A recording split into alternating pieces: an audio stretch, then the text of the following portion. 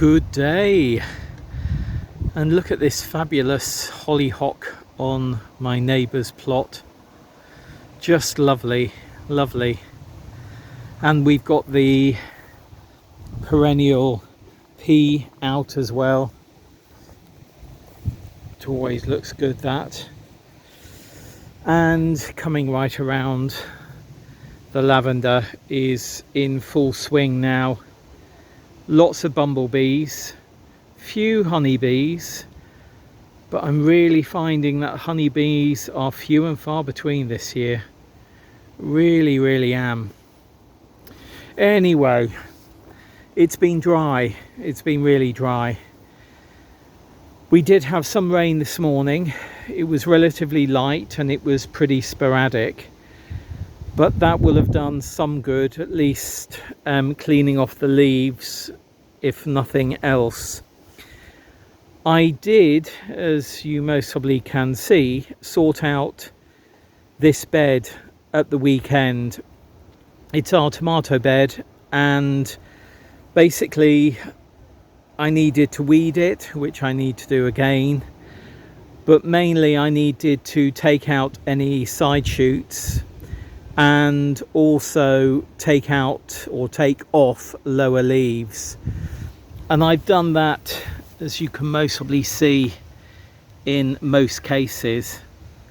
But what I'm going to do now is just take you back to me filming this the other day, which I've edited and I've put together with a voiceover so I can show you exactly what I did. Let's go over to that now. So in sorting out the tomatoes, my first job was actually weeding the bed a bit, particularly of perennial weed. So there's sort of bindweed that really does come through in this bed, and some sancfoil, but I'm just mainly pulling bindweed at the moment, particularly from the bed. Then I'd noticed that there were some quite large shoots, side shoots, on some of my tomatoes. So as you can see, I've got a pot of water there. It's a pint glass, I think, and I'm putting large side shoots into here so that I can look at them to hopefully get more plants, because I think there's going to be space in other beds for late tomatoes. Now I'm going in with a sharp knife and taking off the lower leaves.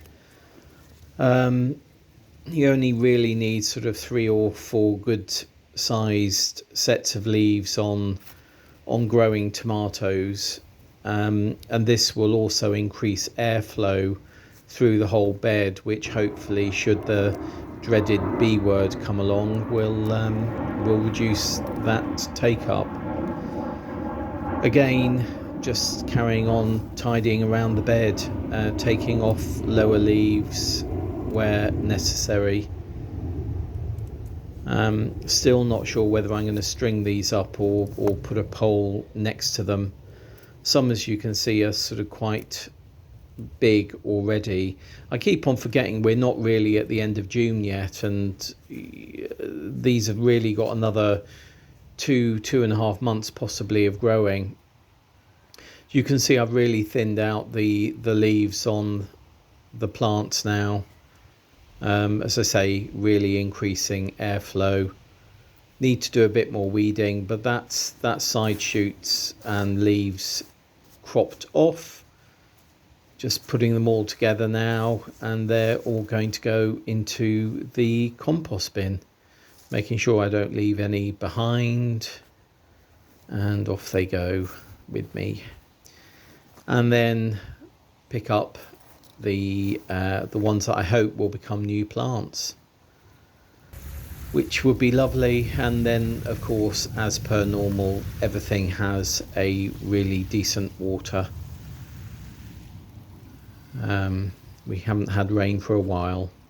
Okay, so that was the work the other day, and the work today is going to be putting stakes next to these. Now, I haven't decided yet whether I'm just going to stake them or whether I'm going to string them up. But at the moment, I just do not have time to build a frame and string them all up individually.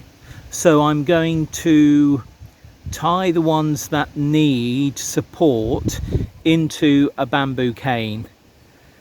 Next week, I think I'll have more time on my hands and I can decide whether it's time to build a frame or not. Anyway, yes, as you can see, some of these do need support. I mean, there's one over there, I'm not sure if you can see, that has fallen over. This one here is bending over. So they do need support. So that's what I'm going to get on and do. Yeah, just a little bit of support. I mean, you can see, I mean, they're starting to produce. Look, there's flowers coming, being pollinated, fruit coming.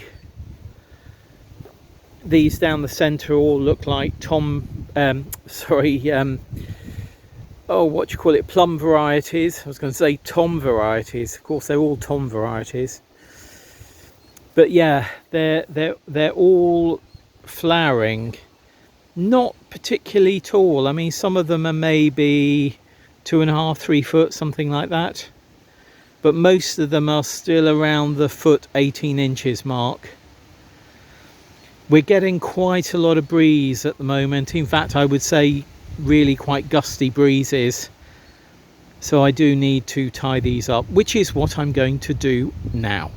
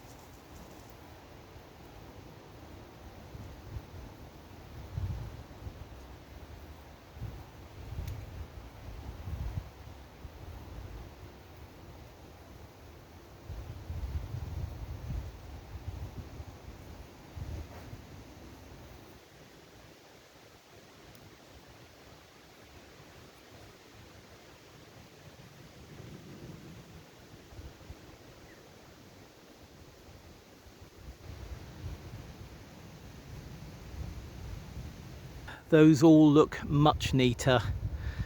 As I've been tying them in, I've also been checking to see if there's any side shoots coming. There are some of these plants that have already split at the top and now have 2 or 3 or even 4 sets of flowers coming. So where that is the case, I've left them split and I can deal with that another day. Where it's split and there weren't any flower buds already forming, I've taken the side shoot off. I mean, it's interesting that even though I did this on, I think it was Friday, so that's 4 days ago, some of the side shoots have really grown in size. I may have missed some, of course, and they've really grown in size. But that's fine, that's fine. The good thing about these all now being tied up like this is that they're going to be much easier to water.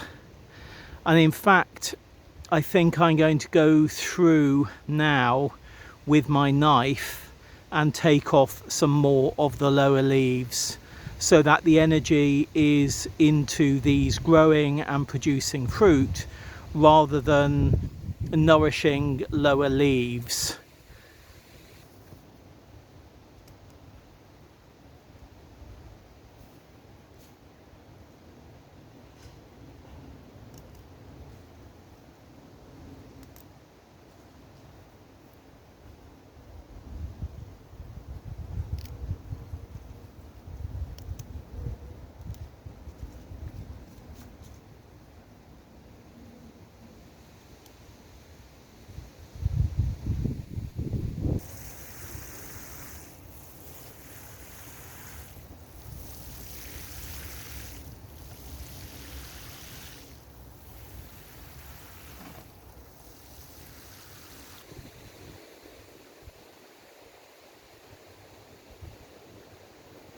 that is a whole bunch of tomato cares done, and I have to say the tomatoes are really strong. They're strong in the stem. Only one of them had really flopped over, and we've had some really, as I said earlier, some really strong breezes. It's been constant for about 5 days now, a really strong breeze. And in fact, if the sun is in and that breeze is there, it's slightly chilly. At the moment, with the sun fully out, it's really, really warm, but that breeze is coming in and it's keeping me a little bit cooler, which is fab. But yeah, and of course, not staking the tomatoes straight away, it means that they're buffeted by that wind, and the stems go, oh, we need to grow stronger. So a lot of their growth has gone into strengthening the stem rather than putting on height. But now that they're staked up and they don't have to worry so much about staying upright, hopefully they will start growing, and that energy will go up into the stem and above the stem, and it will just carry on growing now.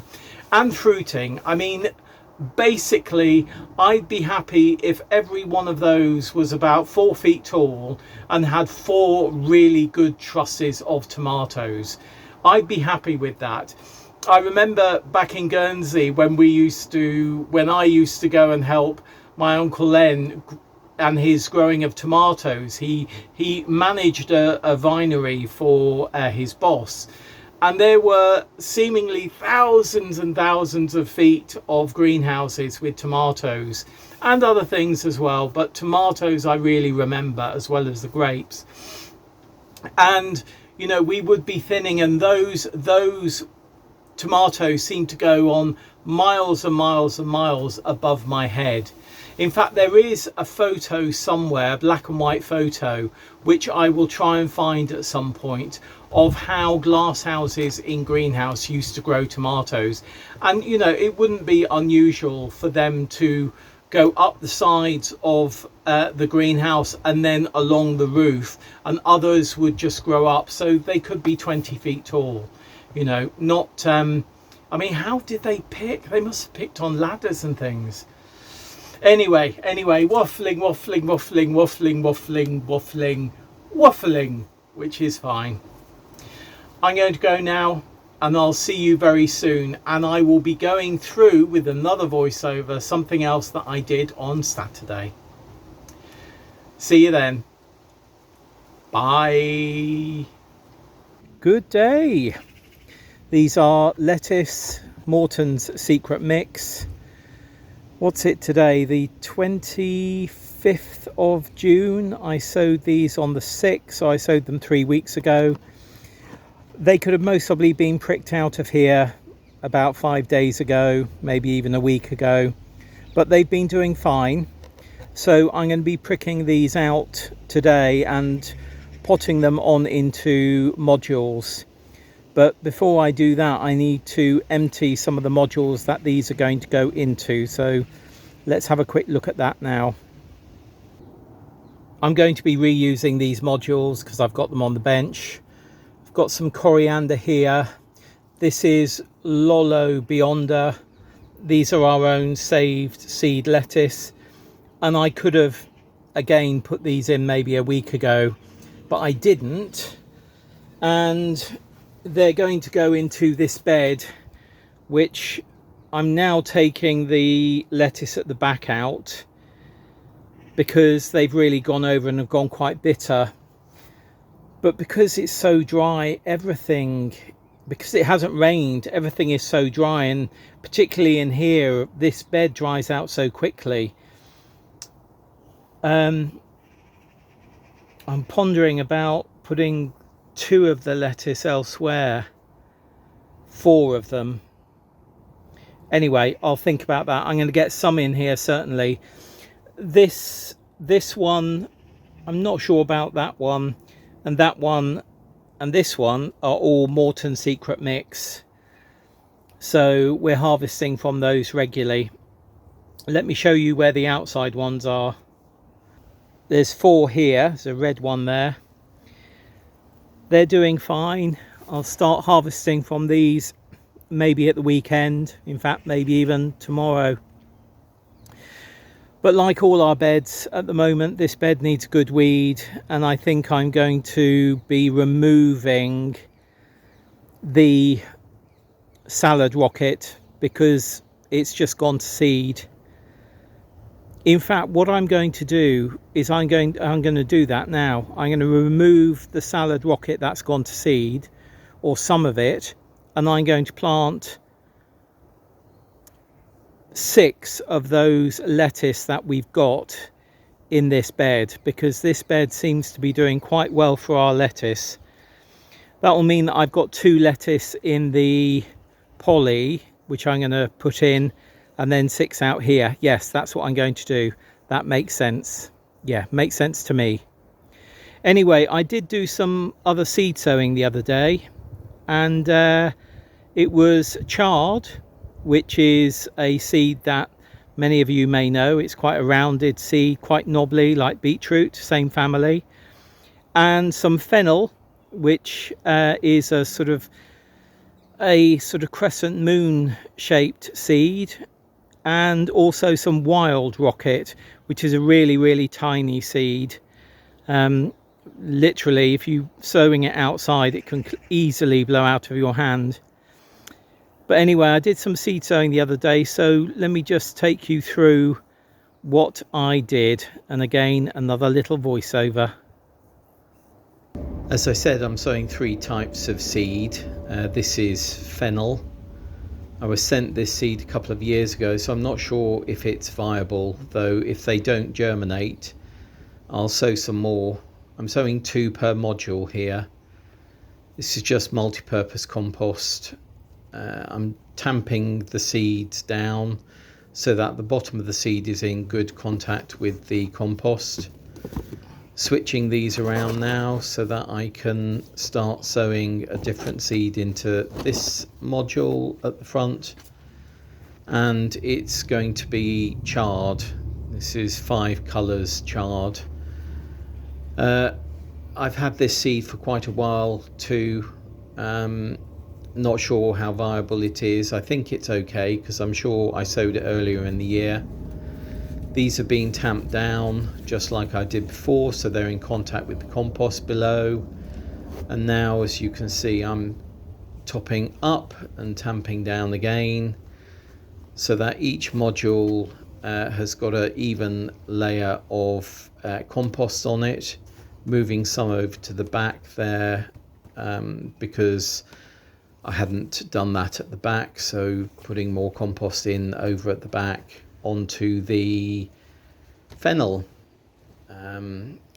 Yeah, it'll be interesting to see what we do get from these 2 module trays, because as I say, I'm not quite sure how viable the seeds are. I do have some fresh seed if nothing comes up within, let's say, 2 weeks, and I'll do the same again if we see no germination. And of course then everything has a really good water, because the compost was moist, but it needs to be well watered, particularly in the dry weather that we have been having. So and it looks as though it's going to continue to be relatively warm in a few weeks time as well. And then of course labels, so that's fennel at the back and chard at the front. Now the seed here, as I've said before, this is the wild rocket, is much finer. It's a tiny seed, and I've just scattered a few sort of pinches over each module. This module tray is a smaller module size, doing exactly the same as I have done with the first 2, sowing it, tamping it down, putting on compost on top, and then tamping that down, and then roughing up the surface so that when I water, there's a rough surface for the water to go onto, so it doesn't pool in the middle. And then there we are, a really good water again. You know, it's what all seeds need, well, most of them. And then the label. just picking up on that seed sowing. Chard is germinating, that's great. Nothing in the fennel at the back yet, and nothing in the wild rocket yet either. So yeah, that's where we are today. That's, what's that, 4 days on. Anyway, need to prick those out. I need to get these in.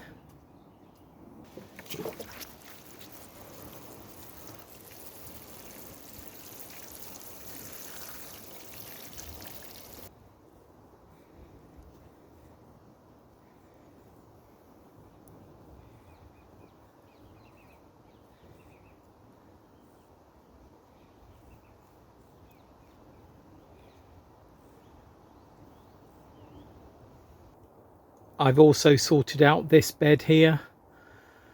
So it's 1, 2, 3, 4, 5, 6 lettuce have gone in. These 3 lettuce here, you may remember, are from 3 lettuce that were given to us by a plot friend here when they went on holiday, and I cut the leaves off just above the growing base, the growing tip, and replanted the root ball and the top of the growing base, and yeah, they're growing really well. I've decided to put those basil in. There's 3 there and 1 here. So yeah, we hopefully have plenty of lettuce to come. Back over to this bed, and I've taken various bolting salad rocket out that will go into the compost bin, and planted in coriander and 1, 2, 3, 4, 5, 6 lettuce, Lollo Beyonder, and our own save seed. Yeah, I need to get down and do some weeding on all the beds, in fact. Anyway, it's a lettuce day today, or a salads day including the coriander. So I will say goodbye and see you very soon. Bye.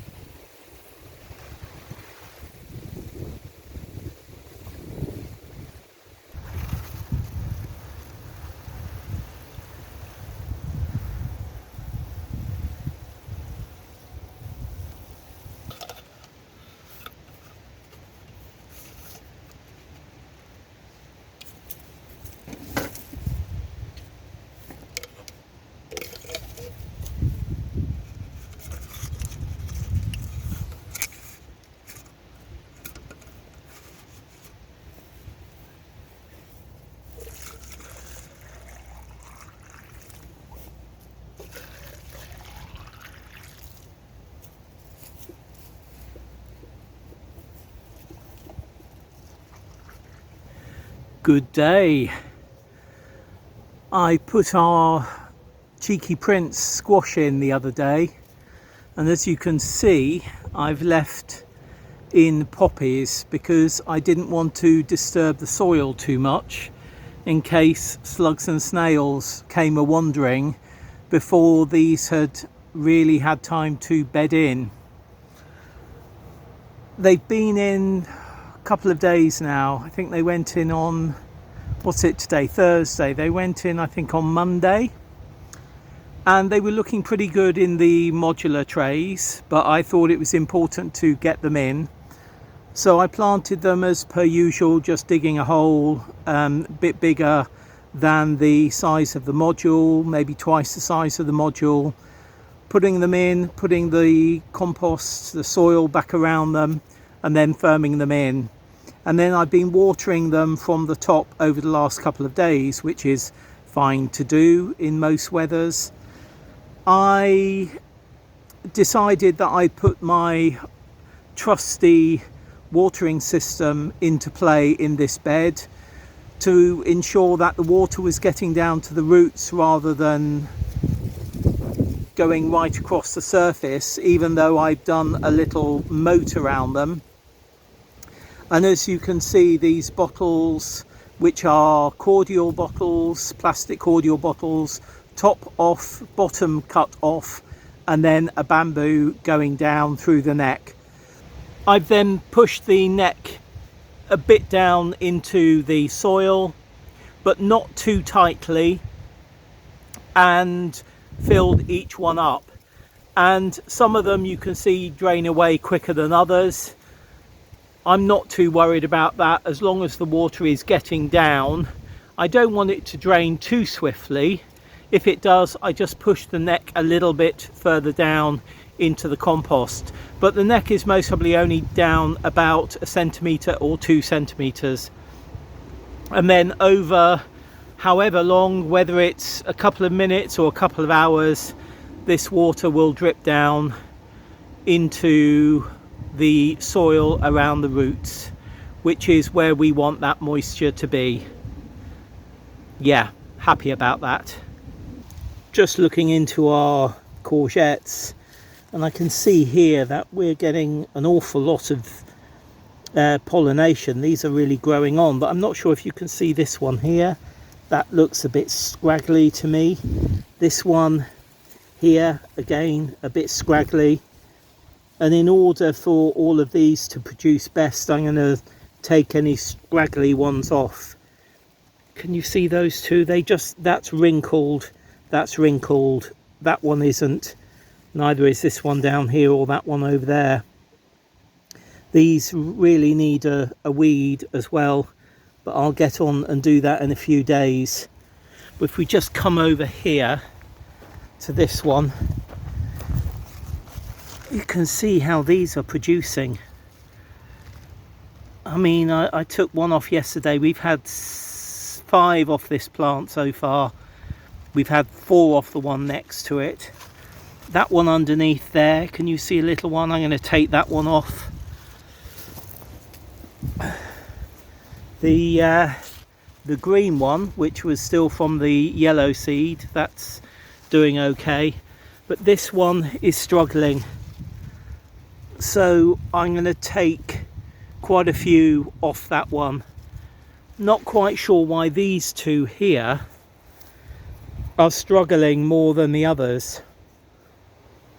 They were all similar sized plants when they went in. They haven't had any different watering regime or feeding regime. But yeah, it's this bed or this front area, other than the lavender and the cardoon, it hasn't had anything growing in it for many a year. Certainly under my governorship it hasn't, because it's been covered in a banner. But yeah, these two, not quite sure why, but you can see, I mean, size wise, this one is the smallest, then this one, then these two are about the same size, and these two at the end are the biggest. But yeah, fascinating. I mean, certainly there could be something in this area that is making them have a bit of a tougher life. But of course it's likely, I'd never know. Anyway, I'm going to get on and thin some of these fruits out a bit. As I say, any that are obviously wrinkly from an early age after pollination, they're going. Hopefully you can see here that I've taken quite a few off. You can see that one's wrinkly. Hopefully that one was rotting back. This one I think is actually fine. I might nibble on that one now. Take the thing off. Sometimes when they go like this, I mean, these are obviously yellow, but this is hardening on the outside, and that's because they're trying to produce seed. And of course what you don't want them to do is put energy into producing seed. So if you do see any hardening, then take them off. that is our cheeky prince in and being watered, which is the main thing at the moment. The cheeky prince seed came from Jay of Hilltop Farm. Thanks very much, Jay. They're generations on from the ones that we sent him a couple of years ago, or a good few years ago. So I'm hoping that they will grow on well. And watering is really the name of the game at the moment. Despite having a few bits of rain this week, there's been nothing really to write home about. So yeah, I've been keeping on top of watering. However, I do have my favourite watering can here, and it's really coming to the end of its life, sadly. It's breaking there, it's broken there. There's lots of fox teeth marks up here because it's been moved around over the years, and it's a shame to have to say goodbye to it. But if I leave it go beyond this plastic is going to start cracking and breaking off, and that will get around the plot. It'll turn into microplastics, or some of it will if I don't spot it. So it was time to say goodbye to my favourite watering can. Over the years, I bought a number of watering cans. I bought a metal one, which I quite like. I bought a 14-litre one, which I quite like. I bought a couple of 10-litre ones around as treasurer here. I bought them for the paddock area and communal areas. And it's safe to say that all of them are fine, but this one remained my favourite. It's an Ebert, and I looked up Ebert on the internet. I couldn't find any, but when I did look up Ebert, I got this one, Prosper Plast, and it looks very similar, slightly different shaping, but it really looks pretty similar. It's a 10-litre again, and I bought it a few days ago, brought two down today. I bought two and I brought them down today, and I've used them both for the first time. They're both the same, and yeah, I'm really happy with them. They feel very similar to my favourite watering can, which sadly will now go into our recycling. However, the rose, this end bit is the rose, and what I like about this one is that it's not too fine, and the water really does glug out of it well. It gives a good drenching.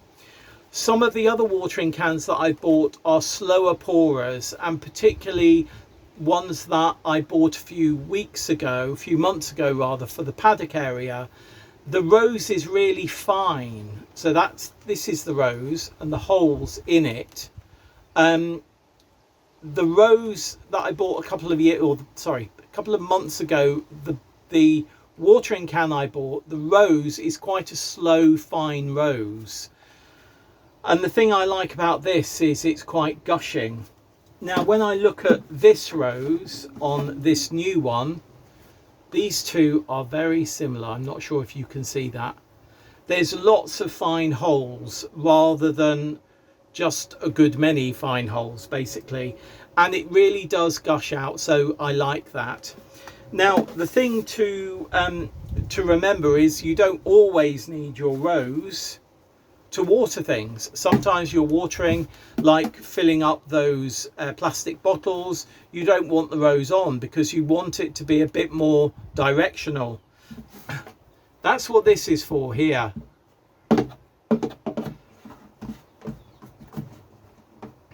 You put your rose on that little nodule there, and then you won't lose it. So, little tip there. The reason I'm telling you is I was talking to somebody else here a few days ago, and I said to them, they said, "Oh, I keep on losing the rose," and they had their watering can in their hand, and I said, "Well, why don't you put it on the nodule for your rose when you're not using it?" And they said, "What nodule?" And I pointed it out, and the person said, "Oh, I thought that was for balancing when watering. I didn't realise it was for my rose to go on." So there we are, and you know, most of us will use a rose that way because it's more directional. If you want to have a broader flow, a broader spread when you're watering, turn it up that way and use it that way, because when you use it, you'll get a much broader spray with the water. So there we are, top tips on the watering. I think not. I think everyone knows that, but maybe they don't. You know, my fellow plotter didn't know that tip there was for the rose. Anyway, there we are. Look, I'm going to carry on watering. It's only Thursday afternoon now, but I'm leaving it here for this week's A Week at the Plot. We're going away for a couple of days, and I have asked various people to water various parts of my plot, so fingers crossed on that. We're due quite a heat wave again at the weekend, hitting a high of 31 or 32 on Monday, supposedly. Of course, things can change, who knows. So yeah, I've asked various people to water. One's going to water the squash and the courgette, another person the tomatoes, another person various other beds. So, you know, fingers crossed on that. And of course, when people go away, I already know in my diary when I'm watering other people's plots as well. So, you know, it's you know, scratching back's time, as my dad would say, scratching back's time. Anyway, I'm going to leave it there. I'm going to get on with a little bit more watering now. And if one other thing, what was I going to say? Oh yes, I do have things in trays still. So before I leave, I'm going to fill up those trays with about an inch of water. By the time you see this, we'll be back home, and I will have already done some watering. So hopefully everything will be fine when I get back. I'm sure it will be. I'm sure it will be. Right, I'm going to leave it there and get on with some more watering. I'll see you again next week as we go through the week on Planet Vegetaria, or I'll see you in a week's time for another full upload of A Week at the Plot. Any comments, any questions, any suggestions, please do leave them down below. I will get back to you. It may take a day or so, or 3 days even, but I will get back to you.